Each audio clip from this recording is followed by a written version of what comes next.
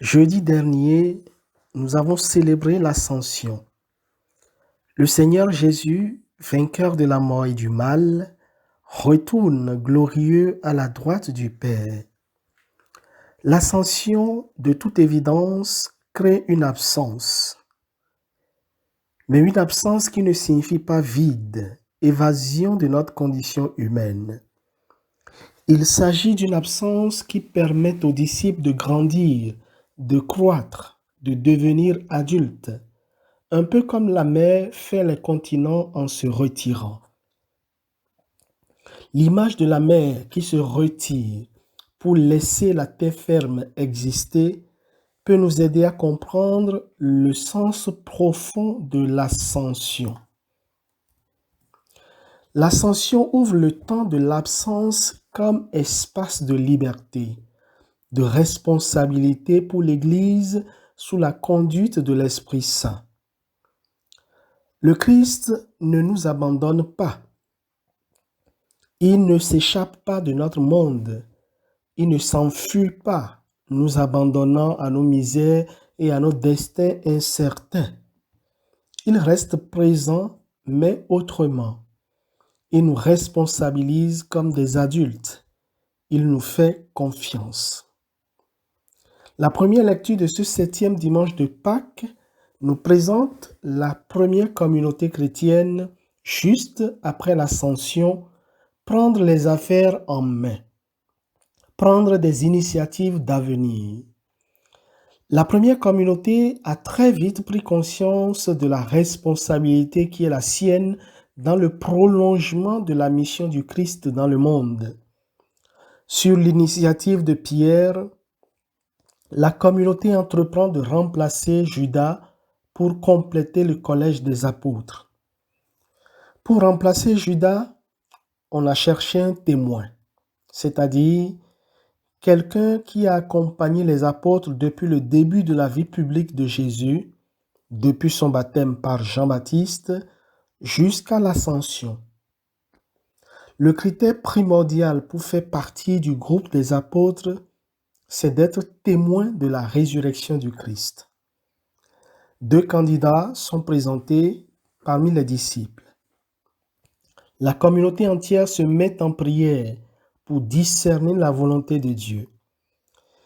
Et pour aller jusqu'au bout de cette démarche qui consiste à laisser entièrement la place au choix de Dieu, il n'y eut pas de vote, mais on tira au sort, car dans la mentalité de l'époque, tirer au sort, c'est laisser le choix dans les mains de Dieu.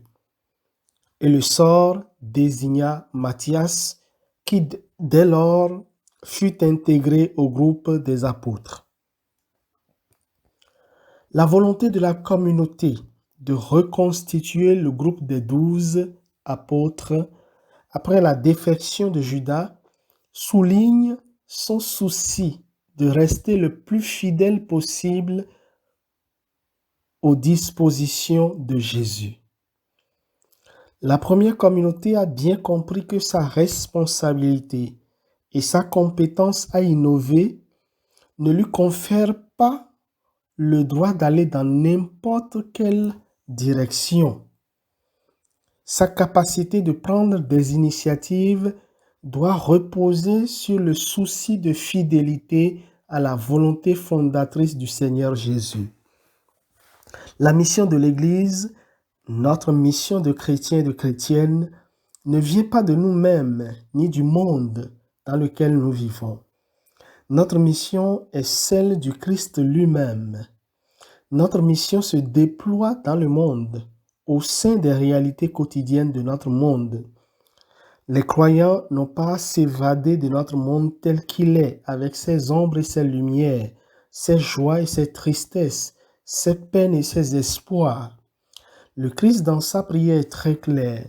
Je ne prie pas pour que tu les retires du monde, mais pour que tu les gardes du mauvais. Ils n'appartiennent pas au monde, de même que moi, je n'appartiens pas au monde. Sanctifie-les dans la vérité.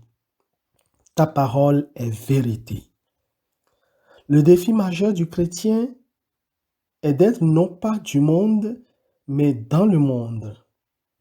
C'est-à-dire être non pas sous la dépendance du monde, de ses courants et de ses modes, mais être dans le monde, dans la pâte de ce monde comme un levain. Cela demande aujourd'hui d'être des femmes et des hommes de forte conviction, de grande foi, pour ne pas céder aux diktats de la pensée unique propre à notre société globalisée et uniformisée. L'unité pour laquelle Jésus prie avec insistance sera toujours le fruit de la symphonie des différences et jamais le fruit du nivellement des différences.